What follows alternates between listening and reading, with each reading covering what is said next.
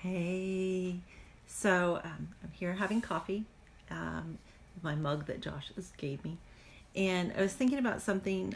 This has come up several times this week, and it's about the questions that I ask myself. I know Donna's commented when she's heard me talk about this before, when I think it was in the NaNoWriMo video.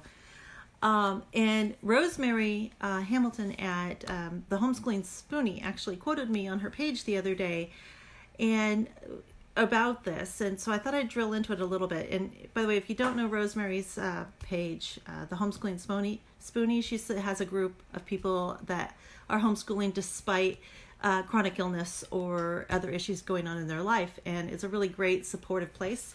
So if you fit that profile, go over there because she's awesome.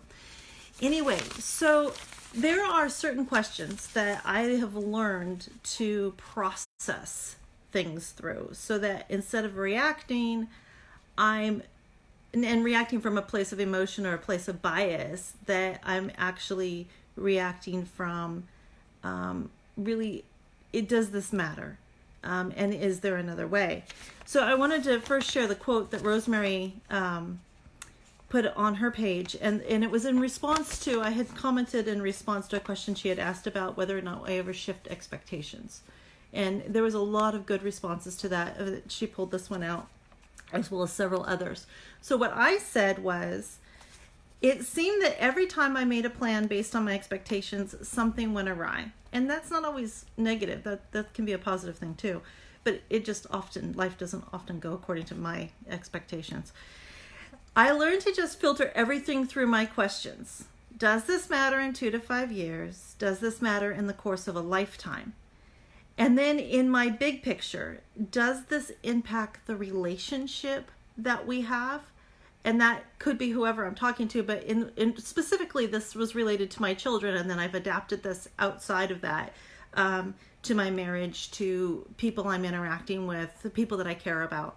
And then does this truly matter? For example, with my kids, my big focus, my big thing is on relationship and responsibility. And so that's the lens in which I look through and make decisions on. And then the other one is there another way? Because sometimes I get locked in my head that my expectation and my bias is the way it needs to be done. And I really had to learn to say, wait a minute, is there another way? I love to write and I love to read, and that's easy for me. But I ended up with 3 kids with dyslexia, and one with a written expression disorder, one that doesn't actually write, he dictates everything. And I had to learn that, wait a minute, there are other ways to do this. And I had to learn to find those other ways.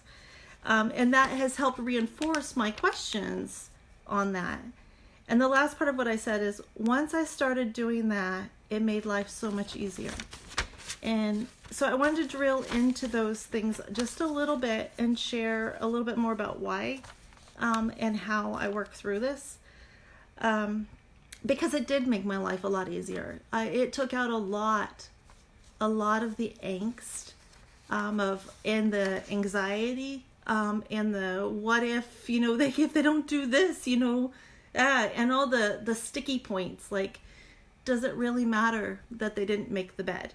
In my household, it doesn't. I actually, Kayla Faye, who has the Inattentive ADHD site, she actually helped me with this because she was talking about how that wasn't she just eliminated that as a sticky point in her house. Her kids have sleeping bags on beds, but they have sleeping bags, and then they didn't have to worry about it anymore. And that was a mind-blowing kind of thing for me. It's like, oh, it doesn't truly matter. So I had to really think about, and learn to think about this. So the first question that I run this through is, does this matter in 2 to 5 years? In the course of the short term, will it matter? If they don't get this right now, or if we don't do this right now, how does that impact life in 2 to 5 years? Is it gonna matter? And generally, if the answer is no, then it probably isn't that important, unless we get to another core thing. And then the next one is, does this matter in the course of a lifetime? Now, for me, relationship and responsibility and character do matter in the course of a lifetime. But how we learn those things may differ. So that's something that I will say, okay, that's going to matter. Now, does it matter that my son learns to read in the course of a lifetime? At one time, I would say yes. Now, it matters that he finds and has the tools that he needs to be able to read, or has assistance. And one of the things that I had to run that through is there are people who never learn to read. People who are blind, they don't learn to read. They learn Braille, they learn other methods, they have technology. There's a blogger, a really famous blogger, I think his blog is like Smart Blogger, something like that. I don't remember, John is his name. He dictates everything. He is got a huge audience and he dictates everything. So there are other ways. And I had to think about this, and that's how I have to run this question. Does it matter in the course of a lifetime? Does it matter that my children speak disrespectful to me? Yeah, that matters. But it also matters if I speak disrespectfully to them. And I needed to make sure that I was modeling behavior that mattered. Does it matter? Anyway, that's the question, and you can run through it the way you want to. But that's what I asked myself. Does it matter in 2 to 5 years? Does it matter in the course of a lifetime? And you have to run that through your own lens and your own biases. I come from a space where I very inherently believe that we are all unique, that we are created all unique, and that should be celebrated, that strength should be celebrated. I believe that we are learners at heart, and I believe that what we say to ourselves in our heads matters. And so that impacts my relationships and how I funnel things through. So when you're asking yourself these questions, you're going to run them through your lens and think about it differently than I think about it. But I still think they're valid questions. They're very valid questions. So, we look at our lens through our big picture. For me, it's relationship and responsibility. So, for example, we have things in our household is that our entertainments cannot impact our relationships or our responsibilities. And if they do, then we need to go back and talk about it and figure out a solution for each of us. So this is something you'll have whatever your big picture is. Some people I know, they have a big picture with their kids that, college is important. That's not a big picture in my world. My world is about lifelong learners and about finding who they are and how to be the best they can be within who they are. So that's my big picture. You'll find your big picture and run your questions through that. And then it makes it a lot easier rather than getting caught up in our biases or what we were taught. We get what is core to who we are and what we believe. So this is because this filters through my thing is how, so I can't even read it backwards. How does this impact the relationships we have? This to me is important, and you can determine if it's important to you. And for me, the relationship that we have in our family and the relationship I have with my kids is a core thing. And do I want want this thing that I am having an issue with, or to impact the relationship I have, or is there a way to not impact or do it healthier? That's important to me. And when I read and I talk to people who are much older than I am, generally regrets are about relationships with people in their past. And I take that to heart, and that's something I just think about and I dwell in. And so I've very, very intentionally made decisions and changed my behavior based upon the relationship that I wanted to nurture in my house and the tone I wanted to nurture. And I haven't always done this well. And sometimes I have to go back and apologize. Like I just had to do that the other day. I got a little snippy with Esther. And I was wrong. And I needed to come back and I needed to say, I'm sorry, I was wrong. And so, but when I go through, and that was one of the things, I wasn't running it through my questions. I was just reacting in the moment and how I was feeling, and I needed to do that. So, and then I had to go find the next thing, which is, does it truly matter? You know, is it truly that important? We have periodically a situation that comes up with the horses where a lot of our energy, Esther and I's energy, is tied up in feeding the horses. And Theo is a big guy, and he really needs 3 to 4 meals a day plus unlimited hay. And so that means that somebody needs to go feed him 3 to 4 times a day. And so I had to adjust. Esther, for the first year, she just really, really wanted to own it, and she handled all of that. And she was 13 at the time, and it really kind of fried her. So then we had to adjust, and Zach helped us out for a while, and he still periodically helps us out. Like today, he's helping me out a little bit.